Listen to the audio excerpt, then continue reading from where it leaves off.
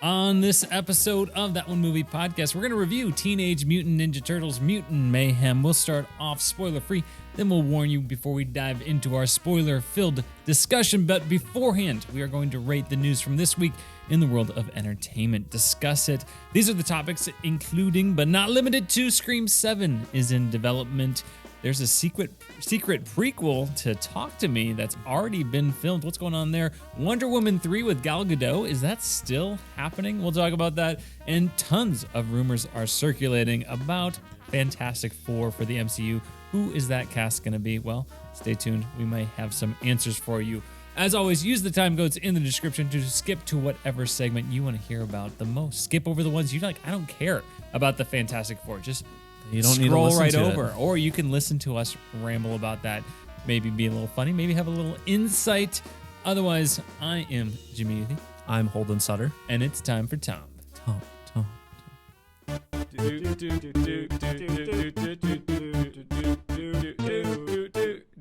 That One Movie Podcast. Tom. Jimmy, before we talk about Teenage Mutant Ninja Turtles, let's do the Toms. Yes, let's do the Toms. Holden, I'm wearing a hat today. I think this is the first time I've done a podcast while wearing a hat. Wow, this is game changing. It is game changing. Yes, I'm in the shadows for the visual listeners, the visual viewers today. The listeners, I'm the same, hopefully.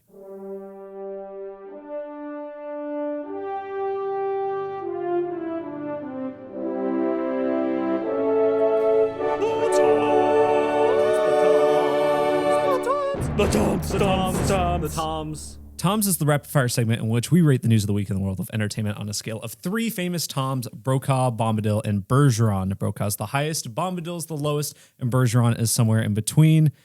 Jimmy, let's get to it. I once again forgot to do the Tom I also thing. did. I thought about it too late. Brokaw is the highest, Bombadil is lowest, and Bergeron is somewhere in between. I am holding up the signs for our audio listeners. So audio listeners, just visualize really hard. Once again, this is some quality content that you only get if you watch the video version of this podcast. Just once again, you're missing me out, seeing me in my twins hat, and missing out on these the pop. What do you call them? Cutouts? Yeah, there you go. Yeah, cutouts. Yes, there we go, Holden. The first story we have today is the passing of a couple actors who passed away this week, Holden. Yes, so we had Margolas, who we best know as playing Hector Salamanca in Breaking Bad and Better Call Saul, the Breaking Badiverse, if you will. Wasn't super familiar with a lot of his other stuff. He is a frequent collaborator with Darren Aronofsky, though. I did see he's in Black Swan. I told you I remember watching Black Swan and being like, "Oh, that's Hector." He's like I think he's like the main dance instructor in that movie. So, yeah, rings a bell. Nice.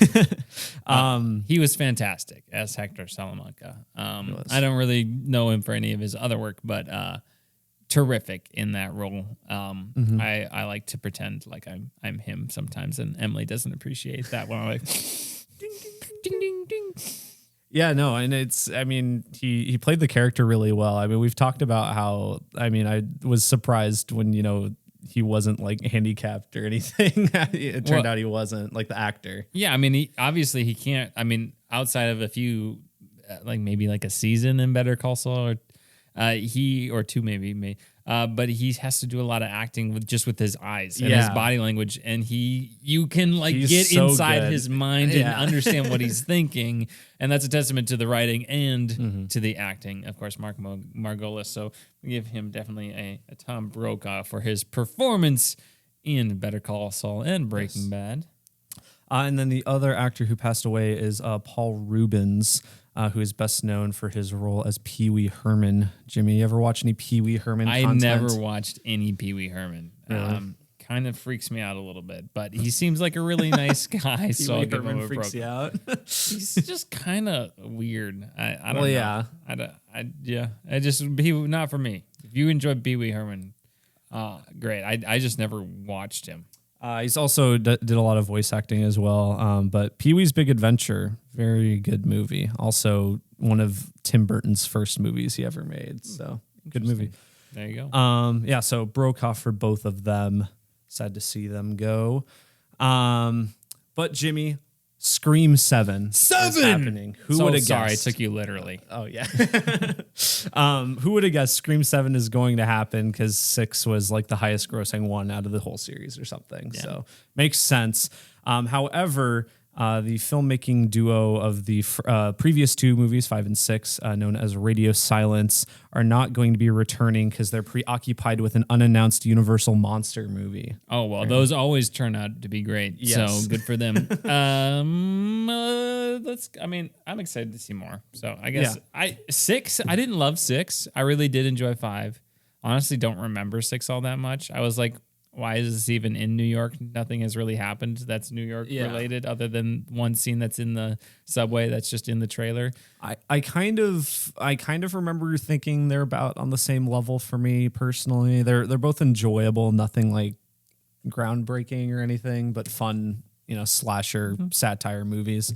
But we do have who's taking over, which is Christopher Landon, who is the director of the Happy Death Day films and Freaky, which is that Vince Vaughn body swap slasher movie I remember from a few years ago. I don't. Really? Okay. I do not remember that one. I think it came out during COVID, maybe, actually. Yeah, you know what? I do remember that now. Yeah. No, I think that was pre-COVID. Was it? Okay. I have no idea. I don't see it. I haven't seen it. I haven't seen any of these. Don't you like the Death Day I like ones? Happy Death. The second one? So for me, I think this is like a perfect person to take over, because Happy Death Day, both of them are like really dumb, but they're very campy, and they don't take themselves very seriously. They're not trying to be just like straight horror movies or anything. There's a lot of comedy in them, especially the second one.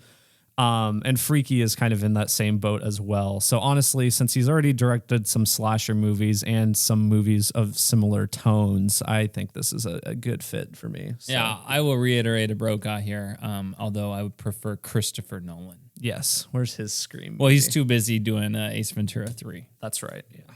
One can only hope. One can only wish. Jim Carrey included. That's a reference to Jim Carrey once saying that someone asked him, will you do Ace Ventura 3? And he said, only if Christopher Nolan directs it, which I want. Of all the hypothetical movies that could exist, the Quentin Tarantino Star Trek movie, that's up there for me. Yeah, I could see Christopher Nolan liking Ace Ventura. He likes some weird movies you'd never expect him to like. That's true. I think he's said in his Oppenheimer stuff, he's like, oh yeah, I love the MC. He watches the MCU movies or something like that, and I was surprised by that. But Black Widow is my favorite movie of the 21st century. He did not say that, I don't think. But anyway, next up we have Talk to Me, which is the movie we reviewed last week, Jimmy. It is. You remember that? I did. I did talk to you. Yeah, yes. We did. And you talked to me? Yeah, obviously. But it's kind of similar to another A24 movie we both enjoyed, X, from last year. Apparently, a prequel to Talk to Me has already been secretly filmed. Yes. So, yeah, very much resembling the X Pearl situation last year, which, of course, the one time we did not stay to see if there was an end credit scene. Yeah. There was one for X, and it was a whole trailer for Pearl. We completely dropped the ball on that one. I don't think there was a secret trailer after this. I don't think so. Okay, good, because we once again left before. I get the impression from what I was reading in the article that it's all shot, but I'm not even sure if they've started post-production on it or anything. So it's probably a little farther out than Pearl was. But anyway, the prequel apparently follows Duckett, which is the guy from the beginning of the first film, where the guy he's looking for his brother, that guy. So it's going to be his experience with that hand. I have a quote from I can't remember the directors' names. The Phillippou brothers. We actually shot an entire Duckett prequel already. This is in response to asking about a Talk to Me sequel. We actually shot an entire Duckett prequel already. It's told entirely through the perspective of mobile phones and social media. So maybe down the line we can release that. But also while writing the first film, you can't help but write scenes for a second film. So there's so many scenes. The mythology was so thick, and if A24 gave us the opportunity, we wouldn't be able to resist. I feel like we'd jump at it. So that's interesting. A found footage. Normally you think of found footage as security camera or the VHS, I guess, Blair Witch Project. But you could have a new type of found footage movie, almost between, a Paranormal Activity, Blair Witch, and missing or searching yeah. kind of thing, like a hybrid sort of model of those. Unfriended, yeah. Where you have like, just the people recording events because you have your camera in your pocket now with your phone and having a found footage movie that way. I mean, it sounds interesting. Of course, I haven't seen any of those movies I really mentioned other than Blair Witch. But I think found footage can work. People seem to really enjoy those films and think they're solid movies as well. So there's definitely, this has the potential to be good. Now, is it actually entertaining? Is it actually compelling? Does it hold up as a movie in of itself, other than just what kind of world building for this? We'll see. I mean, I'd be open to it, so I'm going to give it a Bergeron, Holden. I think I'll give it a Brokaw. I think it sounds very interesting. I do like both Searching and Missing, and if this is like a more horror-tinged version of those, like a better Unfriended, then that's cool. We haven't really I don't think we've gotten a really good like horror version of that yet, because the Unfriended movies are not very good. So, that's too bad. Yes. Holden. Wonder Woman 3. This was a movie that was going to happen, and then the DCEU fell apart. And now we have the DCU with James Gunn. Which they're taking, I mean, we already know, they're taking some elements from the previous universe and kind of carrying them over. How are they doing that? We don't know. Like Blue Beetle. Yeah, apparently Blue Beetle. So if that makes any sort of impact. But for sure, like Peacemaker and Amanda Waller and all that, they're getting their own stuff in this new universe. Some other actors might come over. We're not sure yet. Harley Quinn? Do we know? I don't think she's been confirmed, but James Gunn has said that like he wouldn't cast anyone other than Margot Robbie for it. So probably she's probably coming over.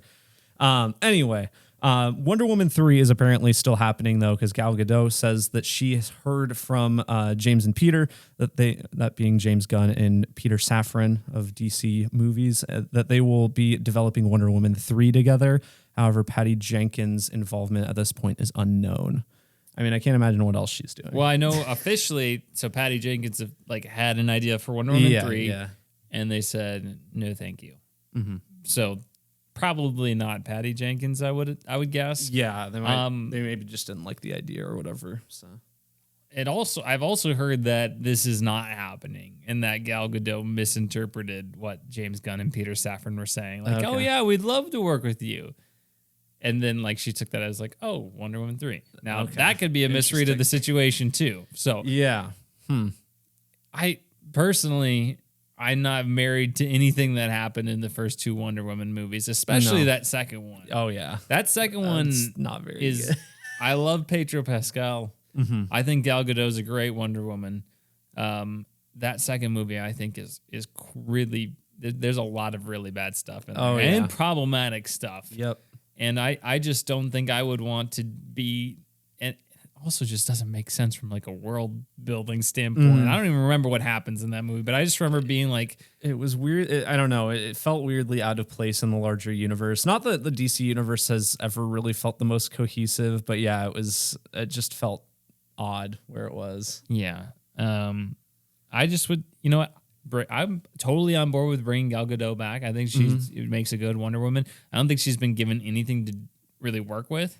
I mean, even though we've had all these fantastic cameos of her lately. Well, I was after seeing like this quote or whatever, people were like, "Oh God, I hope we get another one in Blue Beetle or something." Yeah. Aquaman coming later this year. So I'd love to see her get another chance at doing something really, really cool, because I think she's a good Wonder Woman, and I don't know. There's no obvious choice off the top of my head for someone to replace her. So I don't know. I guess I'm at a Bergeron because I don't even know if this is happening or not. But I would like to see them keep Gal Gadot in some capacity. Since Flash has like come out on digital or whatever, I've seen that clip of Wonder Woman shared around, and it is like a punchline. The way it is times in that scene, it is so funny on rewatch even. So anyway. Other DC news. David Ayer has says that his Ayer cut of the original Suicide Squad will be released at some point in a Twitter discussion that I think actually just happened last night. from what I saw. He says that James Gunn told him that it would have its time to be shared. Ayer reiterates, though, that it likely won't happen very soon since he believes that Gunn should focus on establishing his new universe currently. So... I mean, I saw that movie once when it came out in 2016 or whatever, and thought it was. I didn't think it was as bad as everybody. Like, you think it's like one of the worst movies you've ever seen. It in your is. life. I think it might be my least favorite movie I've ever seen. Okay, well, I liked it more than I liked Amsterdam and Halloween Ends. That's true. Amsterdam's pretty low. I'm at a Bergeron because I don't care. I know someone in high school, unironically, that was their favorite movie. Really? And like not a weird person, like a normal person, that was their favorite movie they had ever seen when that came out. See, even though I hate that movie, Bergeron. I'll give it a Bergeron because, I mean, from what I understand... Snyder Cut was pretty good. And from what I understand, like, Suicide Squad had a similar post-production, like, snafu with, like, as, like, Justice... Maybe not as big as Justice League, but, like, they... Well, didn't they have the people who made the trailer re-edit the yeah, movie? they did, and they were definitely trying to get more of that like Guardians of the Galaxy vibe, which I think because I think the very initial like Comic-Con trailer was a lot darker and a lot more serious, and there was a lot of stuff in it that wasn't in the final movie. And then I don't know if people didn't take to that or if the studio got cold feet, and then after that it was just that like an obnoxious energy that was presented kind of for the rest of that time. So you know what? Maybe there's something there. I'm all for directors getting their vision shown, but I also do not like that movie. So Bergeron. All right. But moving away from DC, now we have some Marvel Enough stuff. of that DC. Yeah, no more Detective Comics. Yeah, we don't want that. Holden's an MCU stan, so we got to get to that part. This is the good stuff now, Jimmy. Yeah. Okay. So some Fantastic Four casting. The front runners have reportedly been leaked. This has not been officially confirmed by the studios or anything, so take it with a pinch of salt. I'll take it with a grain, actually, even less. Okay, even less salt. Less salt. All right. But supposedly, so 3 of the 4 have been reportedly been leaked of the main 4. The only one that we don't know anything about is Ben Grimm, the Thing. But so for Reed Richards, Mr. Fantastic, we have Matt Smith, Nice. Sue Storm, Invisible Woman, Vanessa Kirby, and Johnny Storm, Human Torch, Joseph Quinn. Okay, well, we should talk about who each of those individuals are. So Matt Smith, obviously hot off of House of the Dragon. And the bad guy from Morbius. Bad guy from Morbius, bad guy from Last Night in Soho. He's, right. I mean, recently he's become more well known for playing villainous roles, and he is pretty good doing it just in general, or more conniving roles. But I mean, he got to start playing the Doctor in Doctor Who. Yeah, he was also Philip, I think, in The Crown. Oh yeah, that's right. Yeah, so he was supposed to be the young emperor, probably in The Rise of Skywalker, the J.J. Abrams cut. You know, I'd rather see the J.J. Abrams cut of Star Wars Episode 9 than the Ayer's cut. That he was supposed to be in that movie. Oh my gosh. Well, there were so many leaks about that. Yeah, and it just wasn't. So I mean, there's got to be some deleted scene somewhere, probably. And so it's Matt Smith, yes. Reed Richards, Vanessa Kirby. People are going to know her from the two most recent Mission Impossible movies. Yep. She's also on The Crown. She's in The Crown. Yeah. Oh, yeah, she is in The Crown. I did not realize that. I thought we talked about that in Mission Impossible. Maybe not. I don't remember. She's also in Hobbs and Shaw. That's too bad. And then Joseph Quinn is what is it, Eddie? Eddie Munson. Eddie Munson from season 4 of Stranger Things. Everybody loved him. Yeah. Metallica shirt guy. Yeah, I mean that really jump started his career. I mean that did so for so many people in Stranger Things, a lot of people. But I mean for season 4, especially Joseph Quinn, and he's in like the next Quiet Place movie too. Oh wow! So good for him. Yeah, he had that one random Game of Thrones. Role. Yeah, that's right. I forgot about that. Yeah. So sweet, Holden. I dropped my Bergeron thing a little, or my Brokaw thing a little ways away. So I'm gonna give this a Brokaw while I reach down and grab that officially. Yeah, I'll also give it a Brokaw. I think some of the reactions I was seeing to this, like people were apprehensive about Matt Smith, but I think people have just forgotten. I watched Doctor Who while he was the Doctor. I think I watched the first 3 or 4 iterations of the like reboot from the mid 2000s. And Matt Smith was so good as it. Like he's completely different in that role to like everything that he's been doing lately. Like he's very energetic, very positive, and like he's got a really, I think he would make a great Reed Richards. And then the other two are great actors as well, who I think would fit the roles quite well. So yeah, Brokaw. Nice. Jimmy, speaking of Universal monster movies from a few bits ago, there wasn't a good transition. I should have arranged it a little better. Beautiful segue, hold But there's a Bride of Frankenstein remake in the works at Netflix. I'd forgotten that Netflix is also doing that Guillermo del Toro Frankenstein movie with all those people in it. But with all those humans. All those humans. I can't. There were quite a. Hopefully one monster at least. I can't remember who all was in it. I felt like there were a few notable people in it. Whatever. Anyway, but Bride of Frankenstein is happening at Netflix. Apparently directed by Maggie Gyllenhaal and starring Christian Bale. Oh, two people from The Dark Knight. The Dark Knight, which is right behind me again. Yeah. Another reason to listen to the visual podcast or watch the visual podcast right there. Yeah, Dark Knight poster. Maggie Gyllenhaal obviously played Rachel in that. Sibling of Jake Gyllenhaal. Mm-hmm. Christian Bale, obviously, Batman. And American Psycho guy. The American Psycho. Mr. Psycho. So yeah, I mean, looking forward to that, I guess. I don't know anything about Bride of Frankenstein. I saw the original last Halloween. I was trying to watch like a few of the old monster movies, and I watched that one. It is really good. Like that's one of the better like old monster movies I've seen. When did that come out? 30s at some point. Oh. I don't know. 10 years from now. Yeah. From the future. But no, that one is really good. So I'm interested in it. You know, I was surprised in the original, the bride herself is only in like the last 10 minutes of the movie. Most of the movie is like about is like a sequel to the original Frankenstein and like them coming up with the idea for it's, I don't know. It's weird, but very cool. So I'll give it a Brokaw. Sure, I'll give it a Brokaw. Why not? I don't know much about it. I don't know positive. what is Maggie Gyllenhaal directed. You want to look that up real quick? Fine. You can talk about the last topic, Holden. Yeah. Quick hitter. Yeah, just the last bit is that Barbie has crossed $1 billion worldwide. The Barbillion has happened. Fruition. Which is crazy. I mean, it was bound to happen sooner or later, but I think I saw it was within like 16 days of release or something. Like it's just a little over 2 weeks from when it was released, and it's making waves, Jimmy. Yeah, crazy. It's the highest. I mean, I think it's the first movie from a female solo director to cross $1 billion. Yep.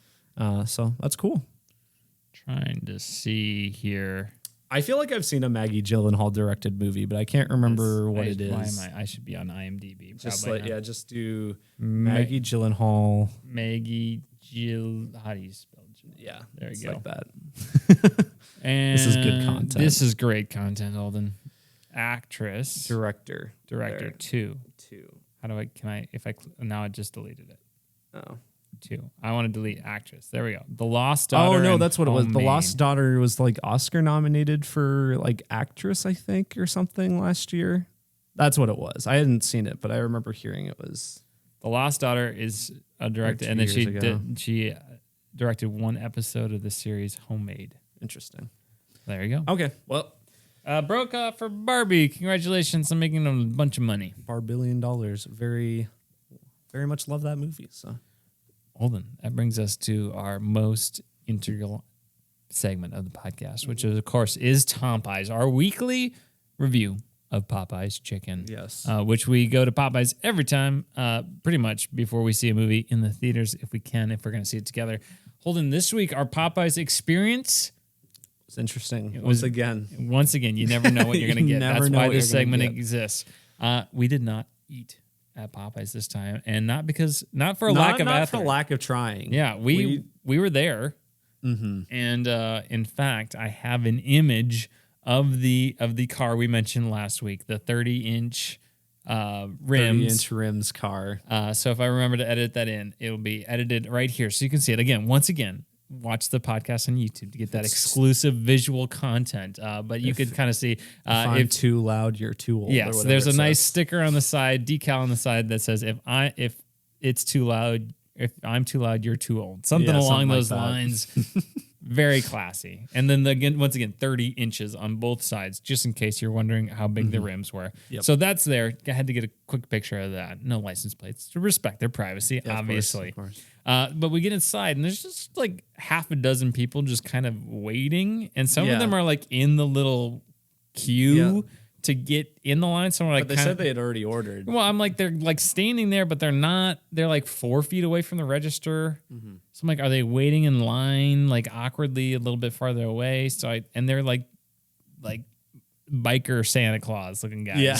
And I go over and I'm like, excuse me, have you already ordered? And they said yes. To which I'm thinking, then why are you standing like 3 feet away from the cash register in the queue? It's kind of what's going through my head. I'm like, oh, okay. And then we're about to like enter the line, and this lady enters. She's like, "I wouldn't order if I were you." she's like frazzled. Yeah. Like, I wouldn't order if I were you. I ordered 15 minutes ago or something. Yeah, well, apparently some people had just were in the drive-through and they were like waiting to get their food, and they have gotten out of their cars to come into the restaurant to find out what the heck was going on. Oh, okay. Because they were very upset. And they wanted to know where their food is. Because, as you know, people who get food from fast food like to be entitled. Yeah, very entitled. So there were some entitled people waiting for their food and discouraging us to get anything. And there were like maybe 3 people working. Probably just 2. Like maybe severely understaffed. So I felt bad for these workers who were working at Popeyes. Well, and we only had like an hour, so it was like, if they've been waiting 15 minutes, who knows how long we're gonna wait? And there was, a half dozen of them. Yeah. So there was a Slim Chickens across the street, which I love as well. We love Slim Chickens. Oh yeah, Slim Chickens. Oh yeah. So we just went to Slim's this week, and Slim's is always good. Good service, good food. But not quite the excitement of Popeyes is Slim's. You know pretty much what you're going to get when you go. It's pretty consistent. Popeyes is where the fun really is. Yeah, Popeyes. What are you doing? You got a bombardment this week. I was craving Popeyes chicken. I wanted to get those ghost pepper wings again. They're so good. Oh yeah, Popeyes Bombadil this week. But But Broca in my heart. Broca in my heart. Oh, that's a Bergeron. That's a Bergeron. Yep. There we go. Broca in my heart. That's TOMPeyes this week. Hopefully you get as much excitement out of that as we get out of Popeye's chicken. All right, we're going to go on to our non-spoiler, that's right, spoiler-free review of Teenage Mutant Ninja Turtles, Mutant Mayhem.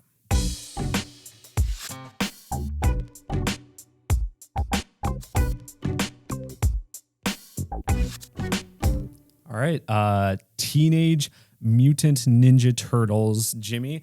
Mutant Mayhem. This is the newest reboot of the Teenage Mutant Ninja Turtles series. Obviously, a very prolific media franchise. I myself I've never been like a big turtle head, Jimmy, but I watched, I think I told you. You've never been turtly enough for the Turtle Club? No, never. a little master of disguise reference for you.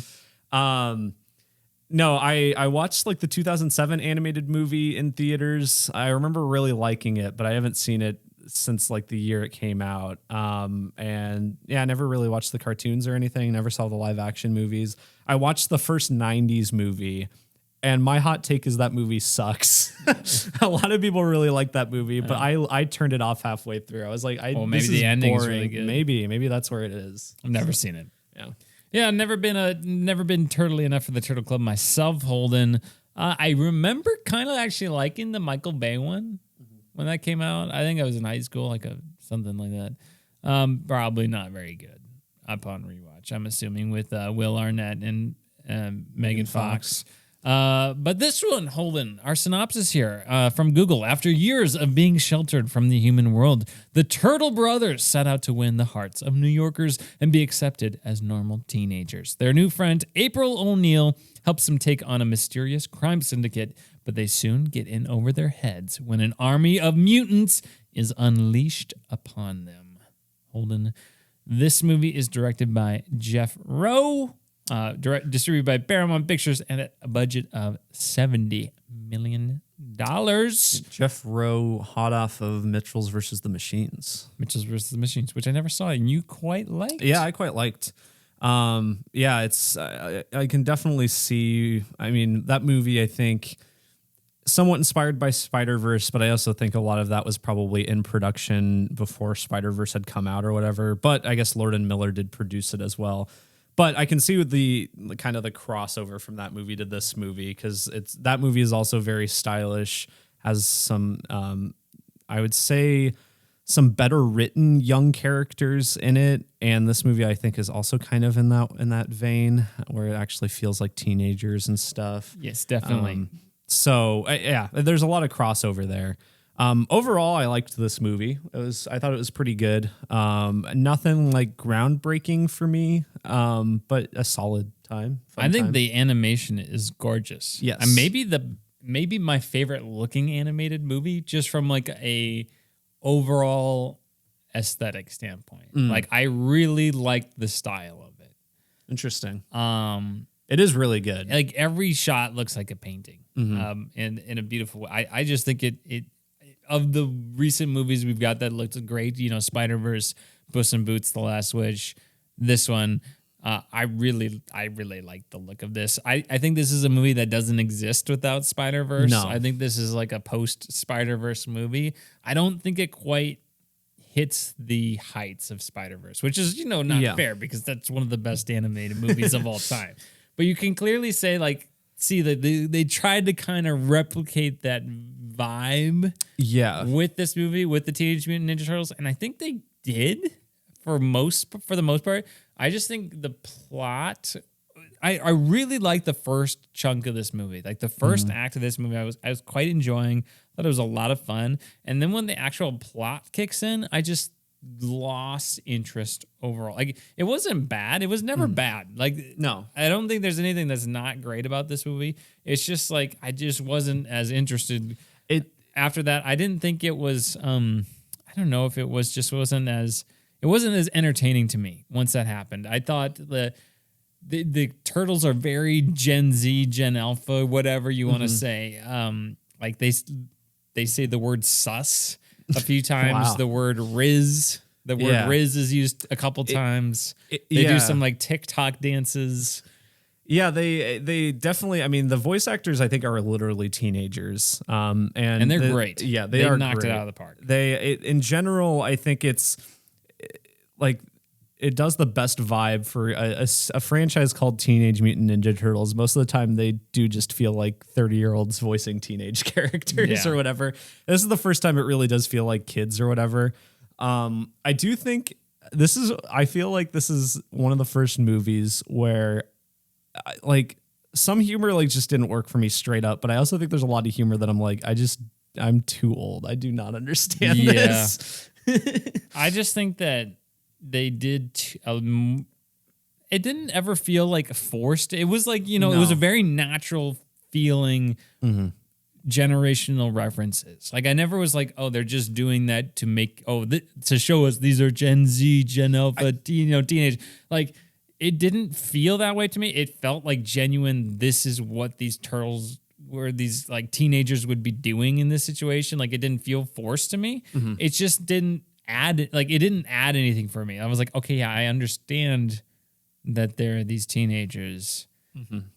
Like I didn't find any of the bits funny or entertaining or adding to the plot or to the characters all that much, other than they're teenagers. We're reminding you that they're teenagers. Yeah, and that is really all that it's driving home. I think there is a point where it feels like pop culture references in it. There's just like a few too many, I think. It's fine if you sprinkle some in there. I mean, obviously we've been talking about their teenagers. I'm sure they're going to, say stuff like that. That's fine. But there came a point, and I don't even know exactly when I would say it is, but it just became like distracting what they were like referencing. They were just like, they would throw out the name of like a movie or something or like an actor. I'm like, okay, yeah, I get it. Like it's fine. We don't need that. That's not really adding anything. Yeah, and I was like, it's not going to age. No, it's going to make it age kind of poorly. in that regard. I think It's like in Barbie when they reference the Snyder cut. It's like yeah, you didn't that's really like need that's to like the do worst it. joke of that movie, It's probably. like, yeah, you just didn't. It was unnecessary. Mm-hmm. But yeah, no, I think there's a lot to like in this movie. This, like we said, the style, the voice acting. I think the world building and character establishment of like the characters. I really liked Leonardo. I thought he was great. I liked in each of the turtles individually. I do think they developed their personalities well and captured them well. Again, not a huge turtle head. At least from my vague understanding of the turtles, they are like they're the same but different to like prior iterations. And like, yeah, you have Donatello, who's supposed to be like the smart one, but in this one, his smarts are more shown as like, oh, he's kind of a geek, and he watches anime, so he gets these like plans from like all these shows that he watches and stuff, and so he's well read in that regard. You have Raphael, who's usually kind of the hothead, and in this he's not really like a. He just wants to destroy stuff. Yeah, he's kind of I guess super energetic all the time. Super energetic, yeah. He's not super in conflict with the other turtles like I think he's presented a lot of the time. There's not a lot of conflict. No. Most of the conflict is just like Leonardo's like the leader, and he's like wants to be the leader, and they just kind of make fun of him for that. Yeah. Yeah, cool, dude. I will say, I think the fact that the turtles are all young and they're all kind of silly, I think that does kind of detract from Michelangelo standing out. Because he is like the silly one, typically, and in this I felt like he was just like the fourth turtle. Yeah, I would agree with that. Like he didn't really have a ton to do. But I liked it. They were a fun group to be around. And if I were to like encapsulate my opinion of this movie, it would be like I thought it was pretty good, and I would be very excited for a sequel because I think if they could just hone in some of these things. Have a compelling villain, which we'll talk about later. And kind of just tighten these things up and have a more exciting plot to kind of drive things along. Maybe we've established these young fun turtles, have them grow up a little bit now, be forced to grow up a little bit. But I do like their camaraderie. I really enjoyed them. There were moments where I was like, I did feel the emotional beats. I was like, oh wow, I felt that, and I felt for these characters, so that's good. I thought the music was really good. Yeah, it was good. Definitely, again, also I thought was inspired by the Spider-Verse music.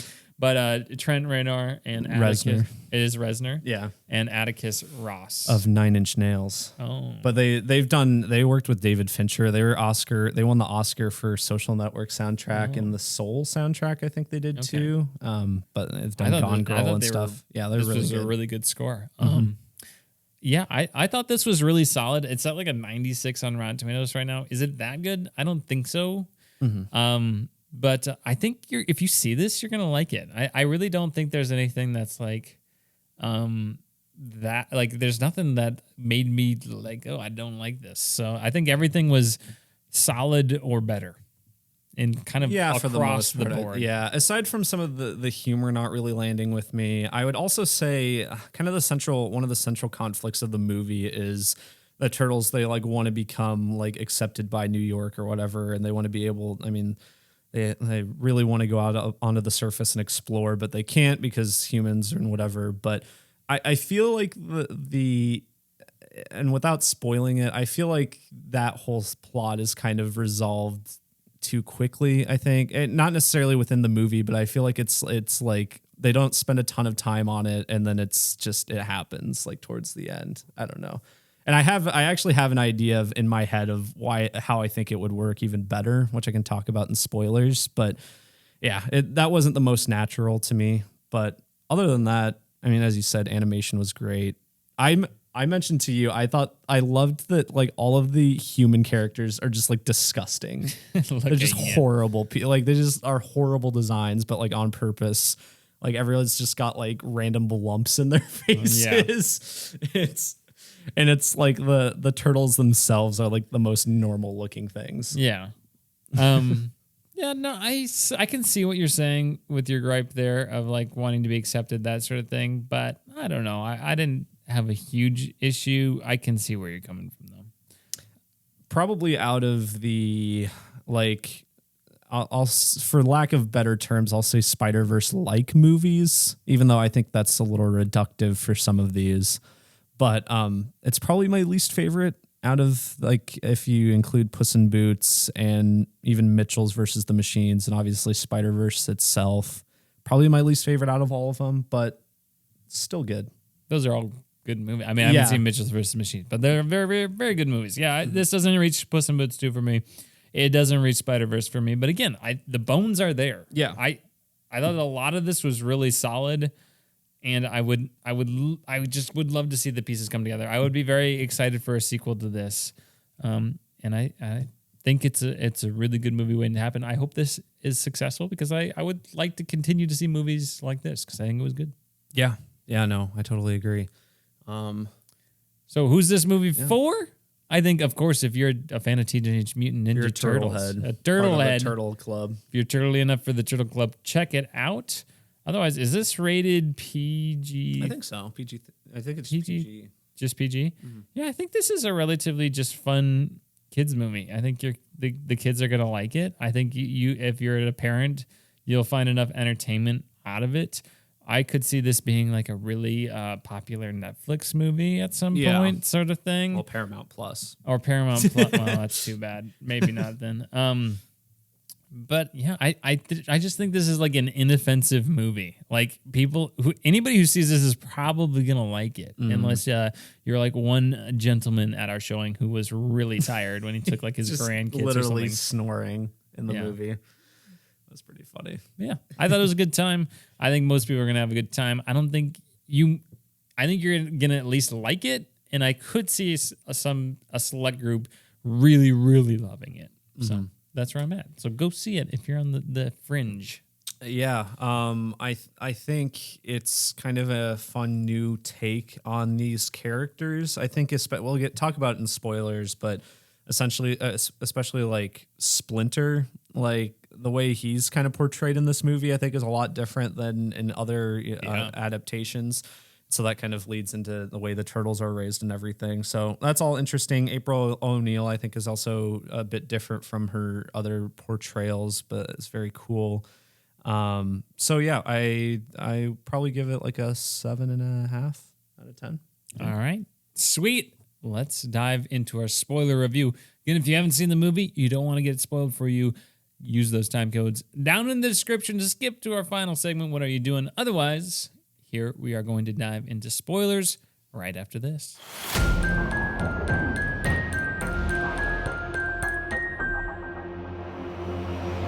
All right, spoilers for Teenage Mutant Ninja Turtles Mutant Mayhem. Jimmy, should we start at the beginning when we had Gus Fring? Yeah, I was like, I totally forgot he was in this, but he was like, I've always related to the animals more than myself.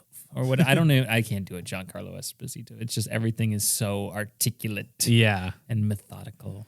It was very good, and that was like when I'm talking about like just horrible character designs. I think like his character, like in particular, just looks like the weaseliest little scientist man. Yeah, but I loved it. It was so good. But yeah, he's the creator of the ooze that creates the turtles and the villain Superfly. The Superfly was so cute as a little fly. Yeah, he was. And the turtles were so cute too when they were babies. Oh my gosh. Yeah, there's some pretty cute baby animals in this. Yeah. Would have thought a baby fly would be cute. Very cute. Very adorable. And very potent and powerful. Apparently, taking out all those guys. But like I said, I really like the beginning of this, especially like when they're out sneaking around. Like the whole sequence where they're like raiding the convenience store. Convenience store. And they want to watch Ferris Bueller's Day Off, like in the park, and they go back in the sewer and all that, and Leo kind of leading them, but then there's shenanigans with throwing the ninja stars through the watermelon and all that. I just thought that was really fun, and like the kids being kids, rebelling against their father.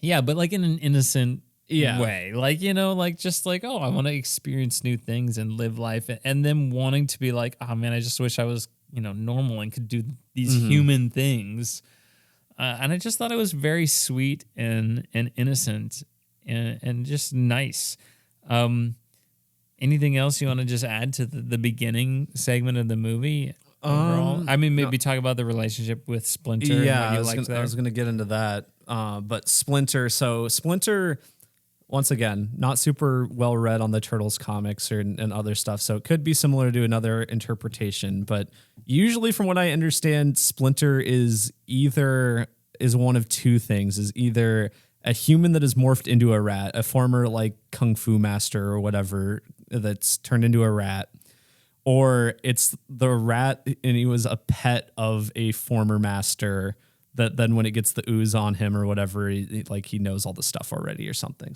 like that. So he is more of like a kind of master, and then they're like the apprentices. It's still father son kind of stuff, but maybe not as quite as like warm as in like this movie or something. But this one, it's much more presented as Splinter is. I mean, he was a rat, came to life from the ooze or whatever, but he is essentially just their father. He took the turtles in and helped raise them since he was a bit older. And they learned all their moves from like watching movies and stuff, which I thought Jackie Chan and stuff. And it is Jackie Chan. So I like that. And instructional videos and whatnot. So I thought that was fun. But it makes a different dynamic because he is much more of just like a father type, like concerned for their safety. He's had bad experience with humans and the outside world because he's grown up as like a rat and he remembers all of that. He's got all these biases against the service and everyone up there. And so he's just trying to keep them safe. He wants what's best for them, but is also just terrified of everything up there. So. I like his backstory when he started out. He's like, look at me. I was a cute rat. It was great. No, it wasn't. It was terrible. It's like everybody hated me and then he got in the ooze and tried the real world again. People still hated him. And I mean, yes, we would be afraid of a giant rat and turtle person. So it makes sense. But, Jackie Chan was really good as Splinter. He was a very fun performance. Borderline like unrecognizable as Jackie Chan. Mm-hmm. And I was like, if I didn't know, I would not have recognized it was Jackie Chan. Yeah, I mean, we kind of mentioned it in non-spoilers. I'd say pretty much all of the voice cast is really good. Yeah, I like everyone. So.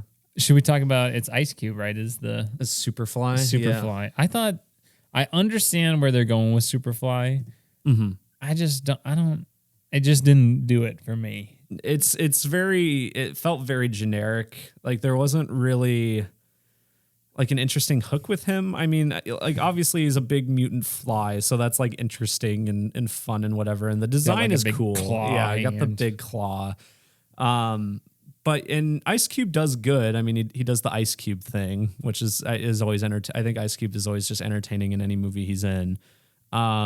But yeah, the character just doesn't really have like an interesting hook. He's just vindictive against the surface world. He wants to be accepted. He wants to be a place for the mutants. So, I mean, look, the turtles want to be accepted. He wants to be accepted. How they want to do it is different, So I get that from like a storytelling structural standpoint, how they're foils and whatnot. It just is like, I don't know. It just seemed too simple or something. I don't know. It just wasn't. I wasn't like. Not you're supposed to like root for the villain or anything, but it just didn't. It could have been more nuanced.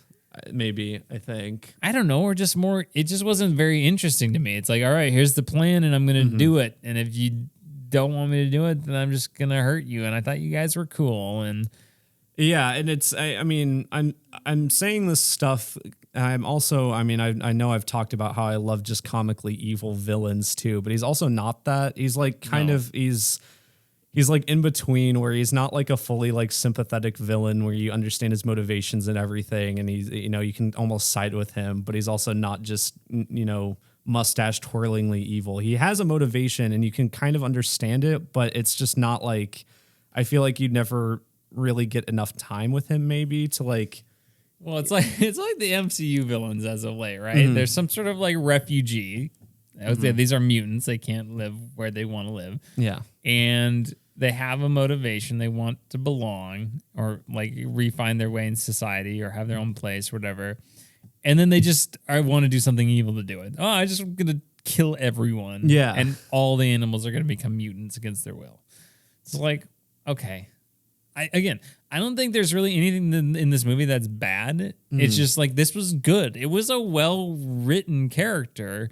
It just felt like formulaic or something. Yeah, It just was. It wasn't underwhelming. Just like the design was cool, and on paper it checks all the boxes, and it just for whatever reason underwhelmed. I just feel like it doesn't do much more than check the boxes. Yeah, it's weird. I don't know how to explain it, and again, you may go to this movie and it may click for you and work really well for you. And I'm jealous if that's the case.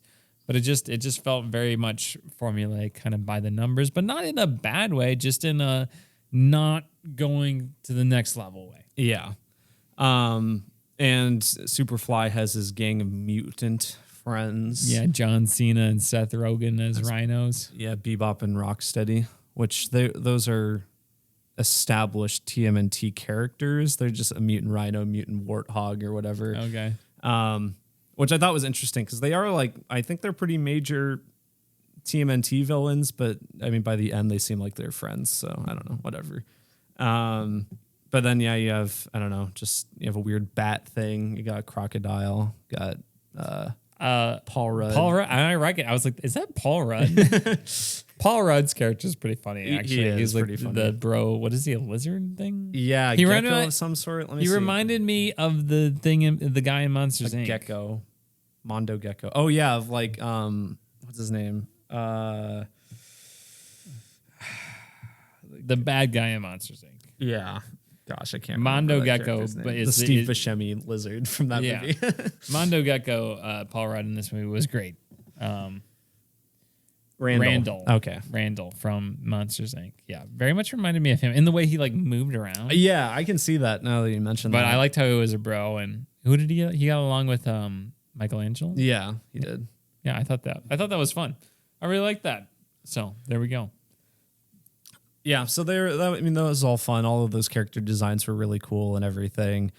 I thought I didn't need the second climax of this movie. You know, you have the scene where they're stopping him at the laser, and then he gets super big and he's part whale and Godzilla, and I just was like, could we not have?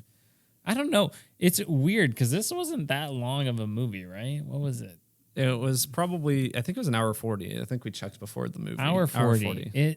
It felt like it didn't even need to be that long. No. It felt like they could have consolidated those two climaxes because there's the fake out climax with the laser and they're like, oh, he's in the thing, but what happens if all the ooze goes into the river or whatever? Yeah.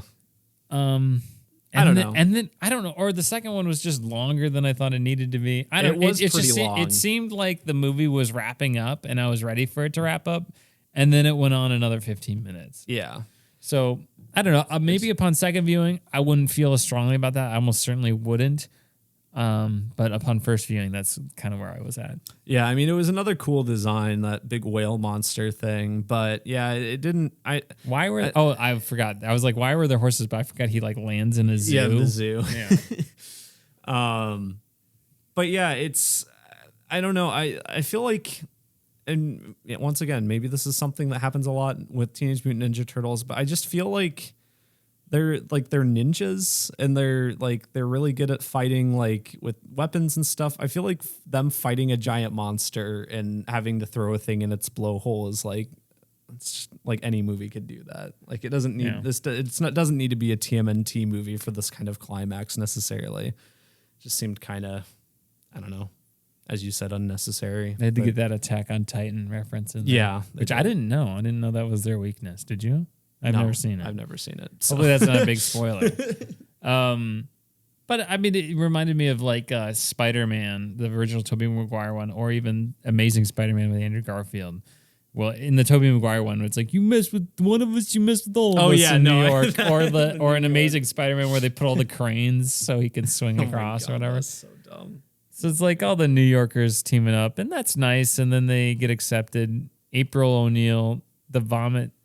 What did they call her? Vomit Girl? Vomit Girl? Yeah. That was all right. I mean, again, that was just a thing. I was I didn't find it that amusing.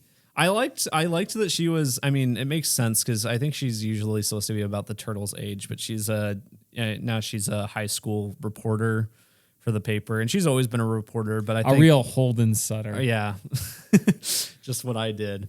But I mean, it makes sense. I mean, her working for a school newspaper and being in high school makes sense. So I think that's a cool place for her character to be at right now. And she was fun. She was. Yeah. It was good. A good like kind of window to the like human world for the turtles and everything. To that Leonardo has a crush on her. Yeah, they were cute. They were cute. You know what was sweet at the end when they all go to high school and everybody's like, "Oh yeah, you're right." Yeah. I was waiting for them to be like, "You look stupid. Why do you look so dumb? Why do you look like a turtle?" But they're like, "Hey man, what's up? You're great. You're awesome." I'm like, "Oh, that's wholesome and nice. I like that." I was gonna mention it, maybe non-spoilers, but I honestly, where the movie ends is pretty cool. I think because it feels like a lot has changed by since the beginning of the movie, and maybe that's a silly thing to notice for like a movie, but like I don't know. I just like the fact that now we know next time we see these characters, they're probably going to be in high school and they're going to be in this different place or whatever. It feels like a lot has progressed, and I don't know. It's a cool place to end it because I'm not sure if the Turtles going to high school is ever really a thing that's happened before. So that's also interesting, that aspect of it. And there's also all the mutants living in the sewer now. All the other, that's you got right. Paul Rudd and everyone. Everybody's just kind of friends. Yeah, everyone's just chill. Yeah, it's just it didn't really end necessarily where I was expecting. Maybe just because I was expecting a little bit more of a generic closure thing. But then Holden, we were all waiting the whole movie for it. The post credits, we get, of course, Shredder. Yes. Which again, I don't know anything about You don't need to know anything about TMNT to know about Shredder. Yeah, he's the bad guy. Yeah, he's very like iconic. Like gotta be one of the more iconic villains in comic books. Certainly. Oh yeah. But yeah, saving him for the sequel, pulling a little Batman Begins. Yeah, saving the big one for the second one. But that gets me excited again because you have these good bones. Put all the pieces together. Make it a little bit more mature, maybe a little PG-13 even. Yeah, I think cool. I think we could have a really good movie on our hands. So I'm excited to see the next one of this, which is already in development. Yep, and we're getting kind of a show. And again, these turtles were fun to be around. I think kids will really like that show. Yep. And I think Paramount has a little successful franchise in their hands right now. Yeah, their little turtley hands. I mean, from what I understand, the previous two Teenage Mutant Ninja Turtle like TV shows are really pretty good. So I assume we've already got established fans from those, and of course older fans. I'm sure not everyone's going to enjoy necessarily the take on these characters, but yeah, I mean, that'll bring in new fans as well. Before we wrap up, though, I wanted to mention that when I was talking about that I felt like that development got rushed at the end. My idea for how I think they could have done it better, and honestly, I feel like they could have cut out maybe that second climax and instead put the time more towards this, is just throughout the movie, just have them like fight small crimes or like stop crimes. Like that's kind of how they get their start, is like do some small stuff and then have people be like, who are these green fellows? Yeah. I mean, it's something you see like montage, even if it was just a montage, you see that stuff in superhero movies all the time. Yeah. That stuff happens all the time. And it is effective. I mean, I think it would be effective here just in having their presence be a little bit more, aware before that, final 15, 20 minutes. It makes sense. Yeah. And especially from a motivation standpoint of them wanting people to like them. Yeah. Well, maybe we help people out. People like us, that sort of thing. April O'Neil kind of covering them, trying to catch them doing these good things, Well, and then that's where maybe this is almost getting too cliche, and they didn't want to do this, but that's when you have like the climax when everyone is like scared of all the mutants because you got this giant mutant and everything. So then they almost turn on the turtles for a bit because they're like, oh, these turtles might be part of the this mutant gang or whatever, and I don't know, but I mean that does kind of happen. But they don't know. They're like, oh my gosh, these they mutant didn't know turtles they were prior are evil. So yeah, I feel like they could have maybe spread that development out a bit more, but it's not a huge gripe or anything. Yeah. Solid all around. Anything else to add, Holden? I don't think so. All right, then we're going on to our last segment, which of course is Holden. What are you doing? What are you doing? What are you doing? No, what are you doing? What are you doing? No, what are you doing? What are you doing? All right, Jimmy. This week, watched a couple movies. Last night, I rewatched 22 Jump Street. Very funny. Only seen 21 Jump Street. Really? 22 Jump Street's pretty good. It's very funny. It was a very good ending. Very good credits sequence. But the rest of the movie, it's very funny. Speaking of Ice Cube is great in those movies. He's very funny, especially in that second one. Channing Tatum and Jonah Hill just have very good chemistry in those movies. Those movies hold up so well. And I mean, yeah, Lord and Miller. So the writing is very good. But then the new movie I watched this week was Sleepless in Seattle. Never seen it. How was that? It's pretty good. I liked it. I didn't really know what the premise was at all. I knew Tom Hanks, Meg Ryan were the stars, and they were very good in it. My big thing, and I think what keeps it from being like a true classic for me, is the main kid in it is so annoying. Like to me, if you think Anakin's annoying, just wait until you watch. What this about movie. Babadook Boy? I think Babadook Boy works for Babadook. Okay, I don't mind that kid, but anyway, he's very annoying. I didn't really get the sense looking online other people think that, so maybe I'm just crazy. Maybe I just don't like children. Yeah, don't like children. Maybe they just annoy me. But I don't know. But yeah, it was fun. TV wise, I actually didn't think I was going to. I just kind of randomly did, but I watched all of the Twisted Metal series on Peacock. How was that? It was I enjoyed it actually. Because initially I didn't think the trailers looked that good, and I don't know anything about Twisted Metal really, other than there's a clown in it. That's about it. I don't know anything about it. So. Okay, it's like a car destructive derby, a post-apocalyptic series, really big on the PS1 and PS2. But I was seeing online. I'm like, oh, reviews are, they're generally positive, but audiences are loving it. And then I looked at it on Peacock, and they were like 30-minute episodes, like 8 of them or whatever. I'm like, oh, yeah, I'll start it, see how I like it. It was a lot of fun. I think it's written by the Deadpool writers, so I would say it's a similar amount of funny to unfunny as Deadpool, so there is a lot of miss, but whatever there are a that lot of means hits. to you. Yeah, I think like it varies person to person, but it probably is would apply to whatever you think of Deadpool. But Anthony Mackie, who's Falcon, he's the star of it, and he's really good. He's really committed to it. Will Arnett's the voice of the clown, but it's a clown mask, so he's the voice. He's portrayed physically by, I think, wrestler Samoa Joe. They're very good. It's just a very silly series. Nev Campbell from Scream is in it. Like, there's a lot of just random people in it.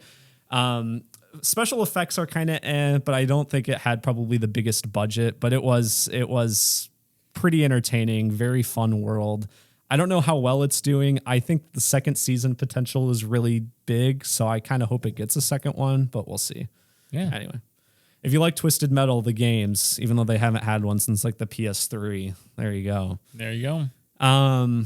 Otherwise, just been catching up on just other shows I've been watching weekly, and been playing more Ghostwire. I think I'm almost done with that, so I don't know what I'm playing next after. Overall thoughts on Ghostwire so far? It's pretty good. I think I'm falling into the habit I always fall into of wanting to just do so much of the side stuff. And I think in Ghostwire especially, it's just super unnecessary because like it does get pretty repetitive. And I think you get to a point where you're just like so powerful, it like doesn't matter. So like if you were to play it, I would recommend just doing the story, which I don't think is that long, and then doing like some of the side stuff to kind of power up. There are I think the side quests have some interesting, fun things in them, so maybe do some of those. But we'll see how the ending is. It's like a solid 7 out of 10 game, I think. Okay, probably. So it's fun, but nothing incredible. What about you, Jimmy? Well, movie wise, Emily and I just watched Bridesmaids last night because I had never seen it. It was pretty good. Have you seen Bridesmaids? Yeah, not in a long time, but I remember enjoying it. Yeah, I think I liked the first half more than the second half. I think it just got a little long for me. I was like ready to be done with it. It's over 2 hours long. Sure. Interestingly enough. But I thought it was pretty funny. And then game-wise, still playing Horizon Forbidden West. I've just started to do all the side stuff, which I told myself I wasn't going to do any of that. But I'm like, it's actually pretty fun. It is fun in that game. Pretty good. And the side missions are actually pretty solid and compared way to the more first game. extensive than first game. Side missions are rough. But Gonna get that platinum trophy. I'm tempted. I'm very tempted to, but like the last handful of play sessions I've had, I have not done any main story. Oh yeah, stuff. that's me with Ghostwire right now. But I've been enjoying myself, and I almost have been enjoying the side stuff more than the main story, I would say. So it's been a lot of fun. And yeah, I'm enjoying that game a lot. The one thing that I would say, unless I've completely missed something, I am disappointed that they did not include Yosemite National Park in the map of that game. Oh yeah, I don't think they do. They don't, and they included like arches in the original game, and Yellowstone. And Yellowstone, that's right. And it just like it. If you don't know Yosemite National Park, which is like my favorite national park that I've been to, and honestly, if I could go to one place in the world right now, it'd probably be there. Just because it's just amazing. I love that place so much, and it's right by San Francisco, which is where a lot of the game or a lot of the end game at least takes place. And there was even like a side mission where it was like there were parts of the map that I hadn't explored. Like there was this one chunk that's like this whole side mission, and they're like, "Oh, just go to this place. You'll see the cliff and the waterfall." And I'm like, "Oh my gosh, they could be talking about El Capitan if you've ever seen Free Solo, which is like a famous rock climbing cliff, and Yosemite Falls, which is like one of the biggest waterfalls in the world. I think it's the biggest one in North America." And they could have had you free solo up El Capitan. You could have, but it's like, and then it was just not that, and it's like just it's not cool, but it's just kind of generic mountain, generic. They kind of have the redwoods and stuff, but I'm like, you guys literally included the other national parks I love in the other game. It seemed like such a fit here, and they just no half dome or anything. It just seemed like a missed opportunity. So I don't know why they didn't. Maybe it would just be hard to.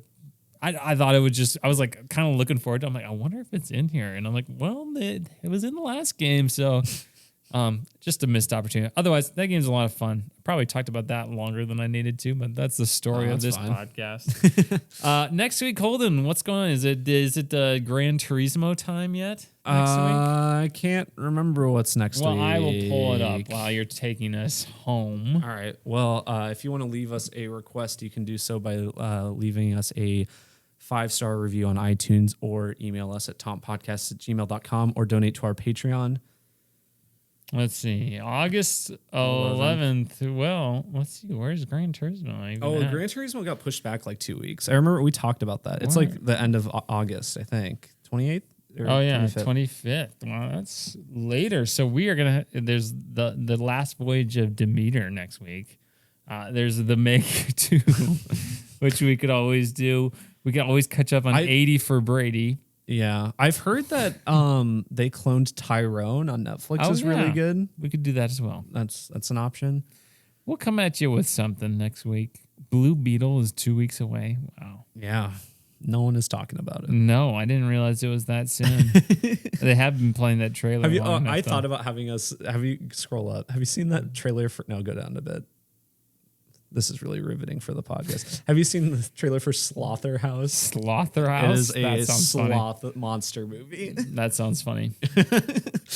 Anyway, yeah, we'll figure out something for next week because we don't have a show even, so we'll find something to watch. We'll find something. It would be funny to go to Meg 2 without seeing Meg 1. You know what? I actually saw part of the Meg. Did I bring that up on the podcast? I don't know. I saw like 15 minutes of the Meg. How was it? It was boring. Yes. I didn't realize it was based on a book series. Like actually, wow. Like, I think the first book is called The Meg and the second one is called just The Trench. Okay. So I Interesting. can't believe that. Wow. I've heard it's got a very deep message. I'm pretty sure the sequel. I looked at the cover of The Trench and it said like from the writer, or it was like a sequel to like last year's biggest Jurassic Shark or something. I can't remember. It was something really stupid. Yikes. Because it came out in the 90s and Jurassic Park was big. So Yeah. Okay. Well, we'll see we'll see what we're feeling. yeah, There will be an episode next week. We got to keep the content moving. All right. We'll see you then. In the meantime, though, right? If there's nothing else to say here. nothing else. All right. So until next time, adios, pantalones. Love you.